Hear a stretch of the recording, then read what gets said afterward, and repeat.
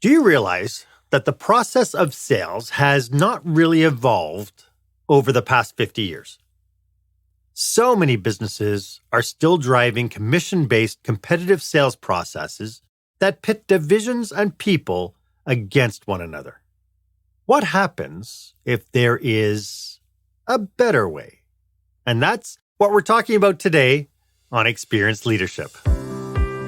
Welcome to Experienced Leadership, a podcast that challenges small business owners and entrepreneurs, just like you, to dare to be the exception. Join our host, customer experience expert Mark Hain, as he uncovers relevant and timely content to help you script and direct your business and teams to create jaw-dropping experiences your customers and staff deserve. Here is the host of Experienced Leadership, author of Lights, Camera, Action, customer experience expert, Mark Hain. Welcome to this show. I am so thrilled that you are here with me. My guest for this episode is the man that talks to strangers, RonRon Story Jr.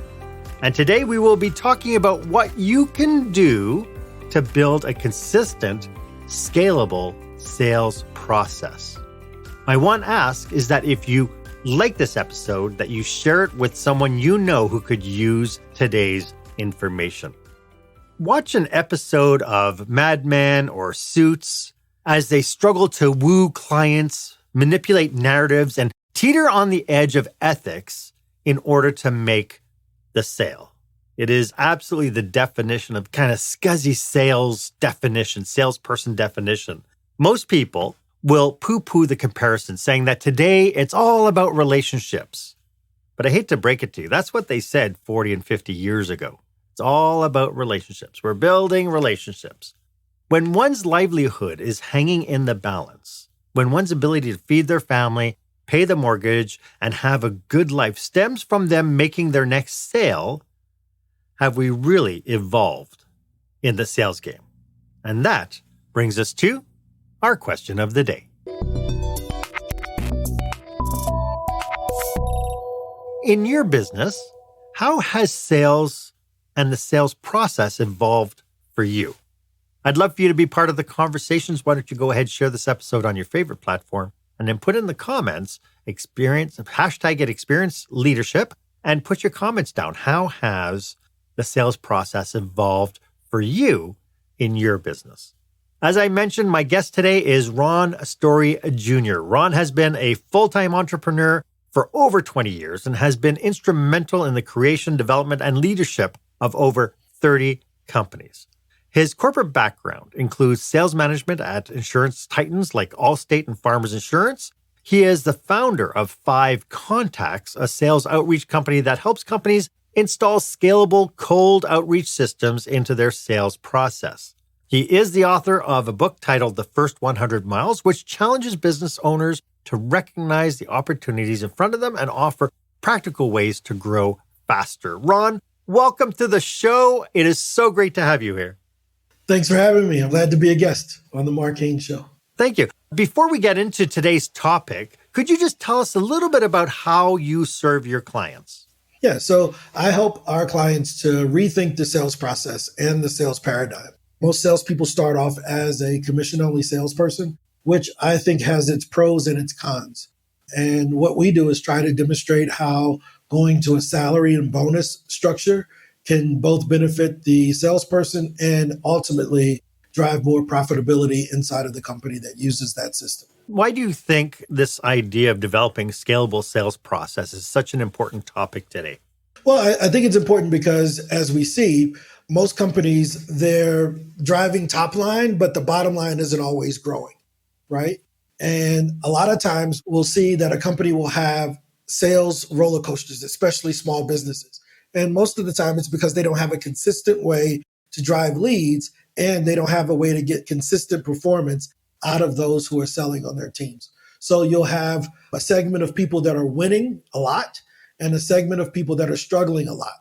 But we know that the most profitability is that if you get everybody up to a baseline mean average so that nobody is really outperforming everybody and nobody is really underperforming everybody, but everybody is right on a predictable outcome based on the system, not on the salesperson's skills. Right. And to your point, I mean, I mentioned Mad Men and Suits more tongue in cheek than anything else, but it was really pretty amazing. Like whenever you watch the episode of how sales used to happen, it used to happen by taking people for dinner and plying them with tons of alcohol, maybe going golfing or a strip club or something, anything to make them really like you.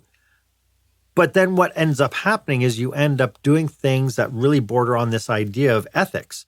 And I do know that in team dynamics, when you have commission-based salespeople working, it becomes people chasing after the almighty dollar in spite of what might happen internally within the division, within the team frame. So when you think about you and I talked before, and you were talking about this idea of sales processes, why is it that now people are turning around and saying, well, we need to change the way we do things? Well, I think because they're starting to understand that it's starting to create competition inside of the company. The last thing that a new company needs is strife inside of the company, right? So I can give you an example of, I worked for a company and I was a consultant, and I went out and I generated 100 closed deals, but we needed help to onboard them because I couldn't onboard 100 new clients by myself immediately. So I went to the current sales team that was there at the time, and I said, hey guys, I'm just a consultant. Can you help me to onboard these 100 new clients? And the response was, I'm not getting paid on those. So no, do it yourself. But if we weren't on commissions, right? If they weren't working on a commission only basis, then that would have never happened. We would have worked as a team to onboard those 100 people, and we all would have shared in a bonus on top of our salaries because we all met our team goal versus our individual goal. So in that case, the individual's personal ego got in the way of what was best for the company. Yeah, well, to your point, it's competition versus collaboration. So in your experience, because people were looking at my livelihood is tied to me making this money, and so since I'm not getting a bite of your commission, I need to concentrate on where I'm going to make money, which is natural, it's human. What you're suggesting then is a more collaborative approach in order to make that happen. Yeah, well, we see it. Now, most people will think of the insurance industry, which is where the main portion of my experience comes from, as a commission-driven industry. But in reality, it's not. The main person who owns the office at a Allstate or a Farmers is on commission. But the person who's actually doing the transactions is an hourly employee. So we think that that person is getting commission, but they're not. They're an hourly employee that gets to share in a bonus if they hit their goals. What does that create? It creates an environment of collaboration. So it doesn't matter who comes in the door. They're not fighting over the new person that comes in the door. It's the next man up. It's just a round robin because everybody wins if they hit their goal for the month as a team. Yeah. And most people don't know that because we think of, well, it's a farmer's insurance agent. So at the top, the guy is getting paid commission. Yeah, but he's not closing the deals. It's his assistants and his SDRs out front that are actually closing the deal as hourly employees. It's funny that you say that because my wife and I are shopping for a new couch, and we went into a furniture store, and there had to be 15 salespeople just mulling around like little bees watching the door as they come in, right? And then as soon as you step in, somebody's there to jump on you and say, hi, what are you looking for today? And it's like, oh, we're just looking around. And you could see everybody just, okay, who's going to get this one person, right? Exactly. And that, survive or die mentality, the customer can feel it, right? The customer feels that energy. They can feel that you're thirsty and that you're hungry. And they start to believe that their incentives, the incentives of the salesperson doesn't align with what's in the best interest of the customer. Yeah. And to your point, you can so see it because when we walked in and we had an appointment to meet somebody and we walked in and they go, how can we help you today? I said, I'm here to see Zahir. And he goes, he's over there.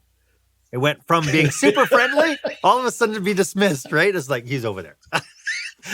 So you really do tell, you can really tell in the confines of the process. When you're thinking about this idea of having a more collaborative approach to sales, are there any myths that we should be aware of when it comes to this new era of sales? Well, I think that the first thing that most companies the first mistake that they make is that they keep the salesperson in charge of the three roles, which is lead generation, closing, and servicing. I think that there are three different personalities that fit those roles. So unless you want a schizophrenic salesperson, you probably should separate that into three different roles and have three different people doing it, right? So the biggest myth that I see is believing that the salesperson can do all three roles effectively. Because if I'm very good at generating leads, I'm probably not that good at closing because it's a different psychological makeup. If I'm really good at servicing, I'm probably not a good lead generator because I'm not used to dealing with the rejection that the lead generation person is used to dealing with. So the biggest thing is to separate those into three different roles, just like we do in our office, right? Can you imagine having a commission-based receptionist? It would be ridiculous, right? Because their role is clearly defined. In most sales organizations, the roles of sales, if they're commission-based, isn't clearly defined. So they may have a sales process, but everybody's doing it their own way. And they're doing the thing that they like the most often. So if I'm really into servicing, I'm not going to do a bunch of lead gen. I'm going to be making sure my clients think I'm the best and everything. If I'm really good at lead gen, I don't care about the servicing part. I just want to get the leads and show that I can generate demand for the product. So if we could democratize the sales process, just like we've clearly defined what a receptionist does, we don't need commissions anymore. Yes. Because who's responsible for the commission? Is it the lead gen? Is it the closer? Or is it the servicer? It's all three.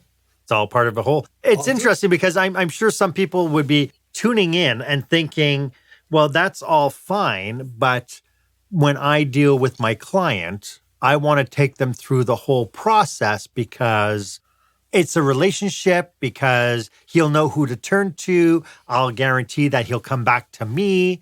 Is that a valid concern? Well, I think that that's great if you only want to have 20 clients. Right. How do you do that with 5,000 people, right? So if you want to grow beyond a certain stage, you need to have a system that allows for scalability. So let's say, for instance, I have the personality of being a really good lead generator. Okay. Right? So if I can generate 100 leads a day, there's no way that I could service 100 leads myself or actively close 100 leads. So if I'm generating 100 leads with my activities and the average salesperson can do 10 meetings a day, that means I need 10 account executives, right? So now I can scale up based on the skills. So I may only need one lead generator for 5 account execs, right? So that's the difference. That's where the difference is made. So now I can be as good as I need to be in each area and scale up my team accordingly. But if I feel like I need to talk to everyone, well, I'm going to generate leads today, generate 100 meetings. I'm going to have to stop doing that because now I have to run 100 meetings. And then when I run 100 meetings and I close 25 of them, now I got to stop doing those two things so that I can service them. I could never compete with the guy who's doing it like I'm doing it, where Gotcha. I have a lead generator, account executives, and service people.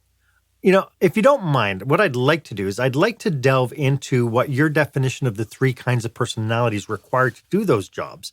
And so, because I think it would really help the people tuning in to understand that they need to look for different people in these roles. And if you can help by defining that, that would be great. And we'll do that right after this.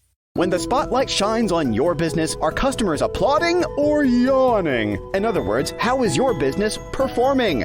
Make your business a star with the new book, Lights, Camera, Action, Business Operational Excellence Through the Lens of Live Theater by Mark Hain. Mark uses his business and acting experience to help you see your business like a live show so you can create a performance your customers will never forget. Buy Lights, Camera, Action today at your favorite online retailer or directly at markhain.com. I am having a great discussion with sales guru Ron Story Jr. This is fascinating because you've just opened up this whole Pandora's box now, that basically saying that in order to do what we used to do 50 years ago, where we would have one person kind of doing it all, but doing it in very limited ways, that you would really need to have that one person really finding those whales in order to really sustain any kind of livelihood for themselves, for the company, and so on. But this idea of defining three different roles within the sales process, can we dig a little bit deeper into what the roles are, what they need, and what kind of personalities should people be looking out for in order to fill those roles? Well, so I think that let's look at the three roles. It's a lead generator, an account executive, and a customer service person, right? Customer success is what we call it, right? So on the lead generation side, it's a tech-driven person, someone who understands emails, funnels. They want to build all of these tech systems, but they don't want to talk to anybody. They're really good at doing the outreach or setting up the Facebook ads to drive demand and bring people in, but they don't really want to talk to anyone. What they end up doing is they're queuing the person up for the account executive. So your first person is nowadays the best person on the front end generating leads is a tech-enabled person that is kind of an introvert, but he loves to build systems and see those systems work to perfection, right? The second person in that situation is an account executive. This is the person who wants to be in the deal, meeting people, introducing himself, talking about the product, understanding the customer, listening to what their needs are. They're a natural problem solver. That's your account executive in the middle. And the third person is the customer success person. This is the person that does not want to deal with rejection of people telling them no. They may not be tech enabled, but they're the person that's going to give that customer the hug and the service that they need on the backside in order to keep them as a customer for life. Tech-enabled person doesn't want to talk to them. The person who likes to meet new people doesn't want to keep meeting with the person over and over because they've already closed the deal. And the service person doesn't want to do the first two jobs. Those are the three personalities. And so the last job, that they also take care of after service, right? They are the continual kind of face of the company once the deal is done and once the product is delivered and so on. Exactly. So all of the upsells or providing of new service products and services comes through the customer success person, right? They don't need to be closed again. They've already been closed. Yeah. They're just placing orders with that person at that point. It's no longer a rejection-based situation like the account executive faces. And so in your model then, how do you create accountabilities? Because obviously it's going to be team-based. If the account executive isn't really scoring or playing at the level of the other two people on the team, how do you create those accountabilities? How do leaders look at that and go, this is where I have a weakness? Well, the first thing that we have to look at is that it's not a one-to-one-to-one relationship. Right. That's what it used to be. It used to be 1/3 of the salesperson was this, like it was his head, his heart, and his feet, right? Your head generated the leads, your heart serviced them, and your feet was the, out there closing the deals or whatever, right? Yeah. Now it could be 1 to 10 to 3. So if my lead gen guy is really good, I may need 10 account execs to run those meetings. What we do then is we look at the average closing ratio for those executives in order to determine what the baseline is and where everyone should be performing. Now with technology like Balto software and Gong, we can use artificial intelligence to coach everybody up, to raise the baseline of everybody so that we no longer have these star performers and underperformers. Gong and Balto will coach everyone up to the baseline with standardized sales scripts so that now our service people, we can scale them up and down too based on how many deals are being closed. So it's no longer that one-to-one-to-one relationship. It's a one to as many as needed relationship. Right. And then everybody's got that definition. So if a lead gen, if it's a high value product where you know that you're only going to score, 1 in 200 people that you're going to connect with are going to jump on, you might need to have multiple lead gens for the one account executive even. It's up to the user essentially to define kind of how that ratio will work to keep it the most efficient. Yeah, and I think that brings up the biggest reason why most people went to commission-based selling. It's because the entrepreneur didn't clearly define what the sales process should have been. Yeah. So they were basically doing the spaghetti against the wall, hire someone on commission, see what they end up doing, and then we'll just hire more of them. Versus going in and clearly developing what the sales process should be so that they can have predictable results over the long term, not just low cost results, low risk results in the short term. Right. So it's almost like more quality. As to your point, the whole, for people who don't know the metaphor, spaghetti on the wall, you throw spaghetti on the wall and see what sticks is the metaphor. So as opposed to just reaching out to I use billboards as an example of that. Somebody put up a billboard. How many people will see that billboard? And out of everybody who sees that billboard, how many of them would turn into buyers, right? And then so you really have to be very strategic, because to put up a billboard on a major highway, it's got to be $100,000, right? It's expensive. It's not a cheap way to go. And so what you're doing is you're saying, let's be more strategic at the onset in order to drive the leads, push them to another set of people, and then from there, get the people who've got the real magic to be able to support them long term. I love it.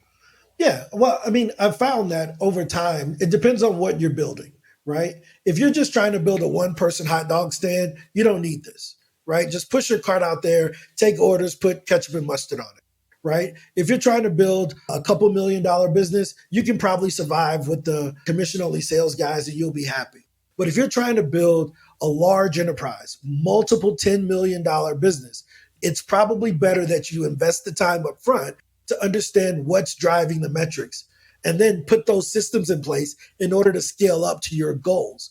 Once you've put in the systems, it's very hard to undo it because everybody has been incentivized to do it the wrong way from the beginning. Right? So if you're just starting off, that could break your system. Right? If you're already established, that could break your system. Sure. But if you're just starting off, you can put these railroad tracks down at the beginning that will change everything going forward. Yeah, this is absolutely fascinating. Ron, can you give everybody a heads up on how they can get in touch with you if this is resonating with them? Yeah. So what we do is we help you to build a scalable front end, the lead generation side of that business.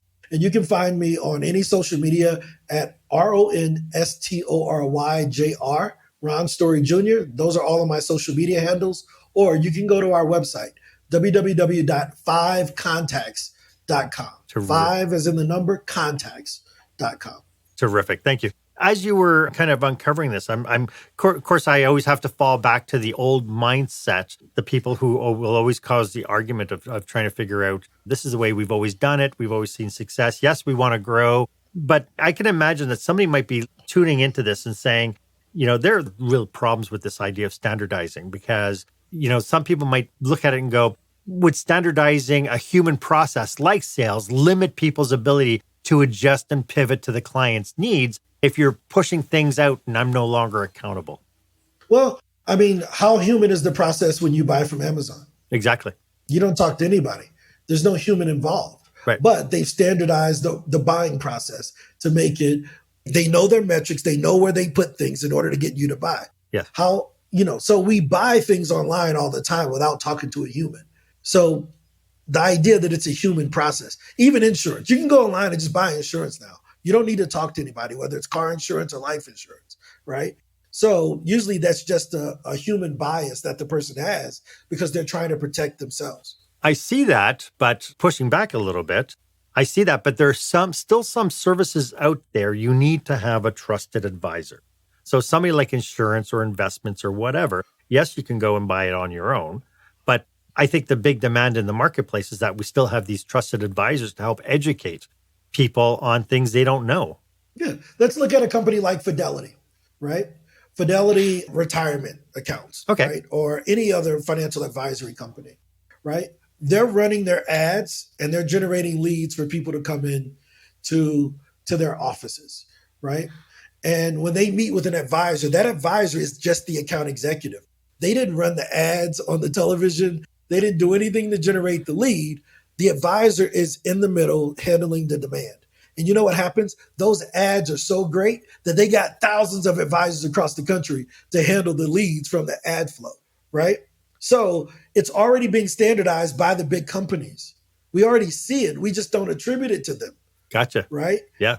I can imagine that some people would need to look at their business model right now and figure out and say, well, that to your point, like if you already have a process in place and you already have, let's say, commission-based salespeople, and it's like, this is going to be a heck of a shakeup if we try to implement something like this on many different levels. I'd really love to uncover some steps that people can take to set up standardized sales processes. And we'll get to that right after this.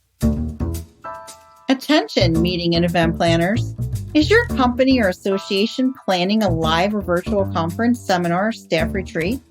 Are you looking for a fresh, energetic perspective on what it takes to put on a jaw-dropping experience for your customers or staff? Book customer experience expert Mark Hain for your next group event. Past participants have said, Mark kept us in stitches while teaching us how important and powerful actually designing our customer experience can be. Read more testimonials and find out how Mark can serve you and your group at markhain.com. That's MarkHain.com.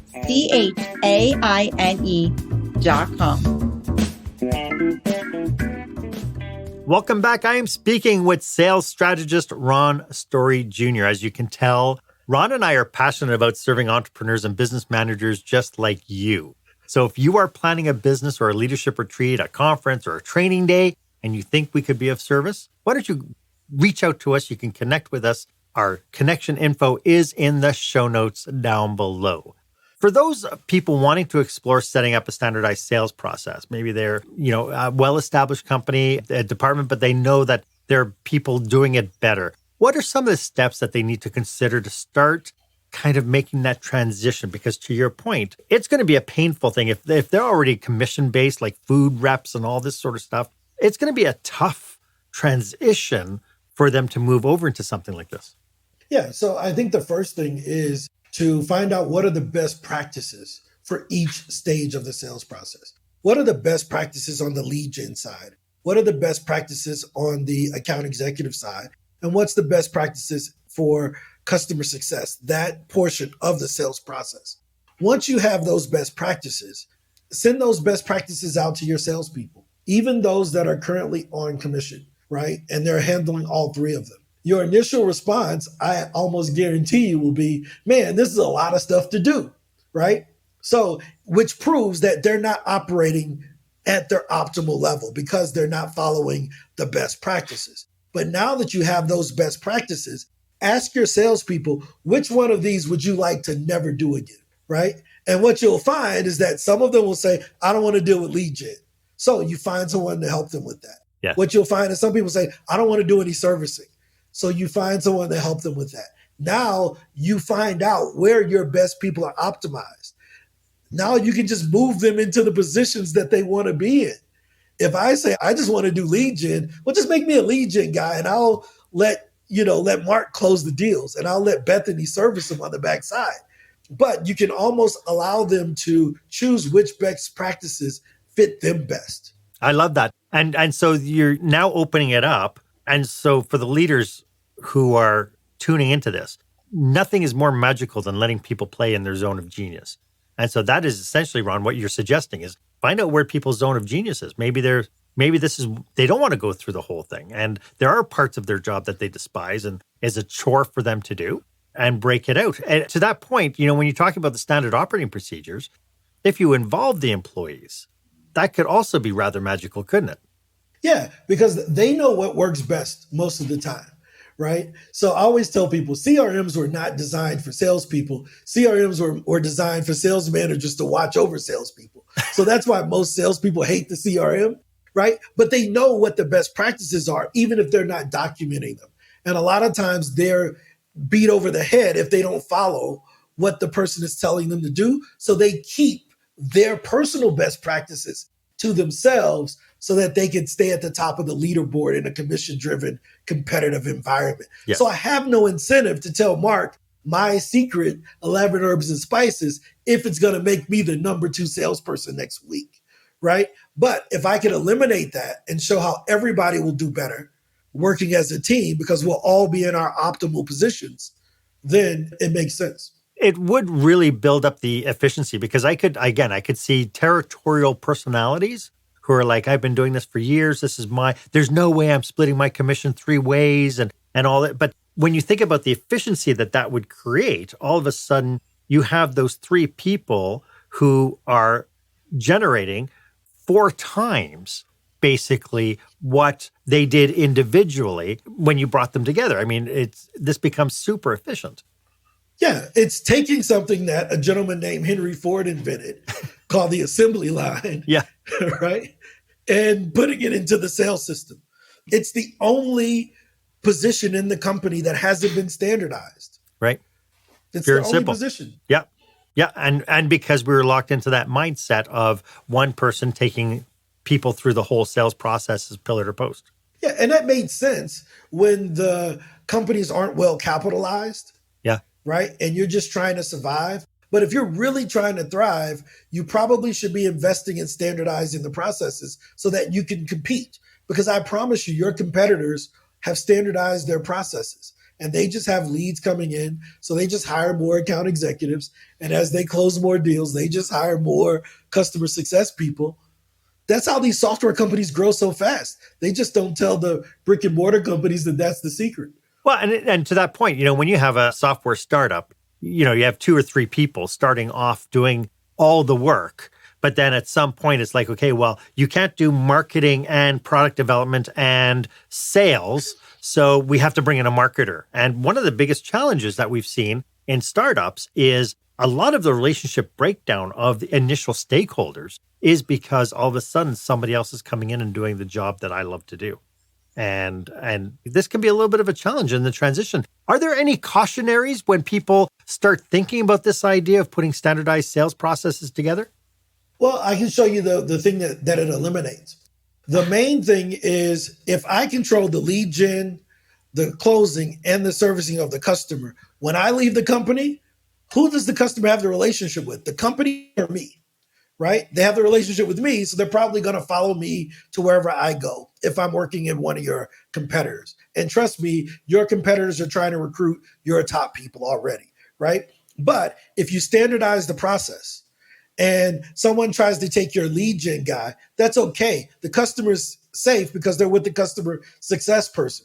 If the person tries to take the account executive, if the account executive leaves, and wants to start his own business, well, he's not good at doing the other 2 jobs. So the chances of him being a real competitor is very small because he would have to go back into being schizophrenic again, right? And doing all 3 jobs. So I think that by standardizing the process, you de-risk your sales model because the intellectual capital doesn't leave when that main 3-person salesperson leaves. It's de-risked. It's separated into 3 different jobs. I can imagine, making a transition as well, that there would be some learning capacity challenges for the leaders themselves. Could you just speak to what leaders can expect when they start looking at this? What are some of the pitfalls they might see? Well, I think the main pitfall is their own biases, right? And the biases of those who are winners in their system already. You will get pushback from the current winners because the current winners are always winning, but the losers will support you. And the losers, not calling them like as if they're losing, but the people who aren't winning, they're not winning because they're not in what they're optimally designed to do. So you'll get some pushback from the people at the top that are eating more than everyone else. But if you look at your business over the long term and see what's in the best interest for you, you'll realize that it's better if everybody rises and it's standardized. Right. It's almost I get the feeling of like what Simon Sinek calls the infinite game.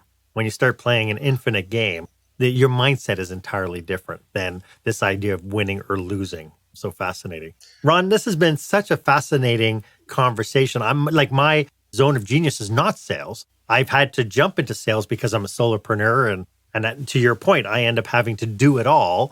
But I really appreciate this conversation, because it gives me an understanding of, as a business owner, what should I be looking forward to? What should I strive to do? And so thank you for that. Could you remind everybody one more time how they can get a hold of you? So you can find me on all social media at RonRon Story Jr. That's the handle. And if you would like for us to help you to build out or to even think through this process, FiveContacts.com. Wonderful. Before we sign off, do you have any last thoughts about what we've been talking about today? Before you deny it, give it a thought. Think through it. Sit down with someone. Think through how this may be optimized for your business. The question I would always ask, what if you had 10,000 clients that wanted to do business with you tomorrow? Could you do it in your current system? If you can't, it may need some standardizing. Right. And to your point, I've supported the fact, I put this podcast directly together because I wanted to expose experts to the audience.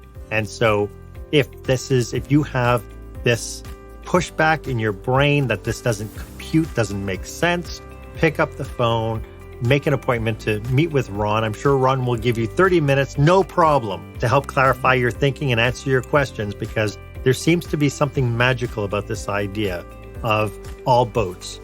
The tide raises all boats. And I think that's really what you've been speaking to today. Ron, I want to thank you so much for sharing your passion and your expertise with us. Thank you so much for being here. It's been absolutely phenomenal. Thanks for having me.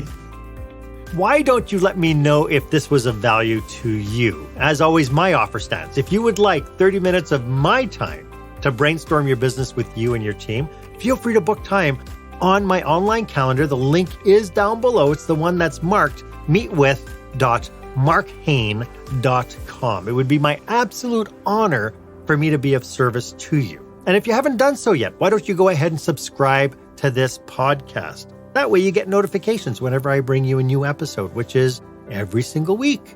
Also, I'd love to get your feedback. Was this of value to you? Feel free to leave a review wherever you're consuming this information. Again, thank you so much for investing your time in hanging out with us. I hope it was of value, and I hope that you can come back, play with us, learn more, and please, please, please share the information. My name is Mark Hain. I hope that you stay safe. I hope you stay healthy, and I hope you dare to be the exception. Thank you for joining us this week on Experience Leadership. Make sure you visit markhane.com for a full directory of available episodes. While you're at it, if you found today's content valuable, please share it and tell your friends about the show. As Mark says, knowledge is power, but only if you share it. Be sure to tune in each week for the newest episode. Please stay safe, stay healthy, and dare to be the exception.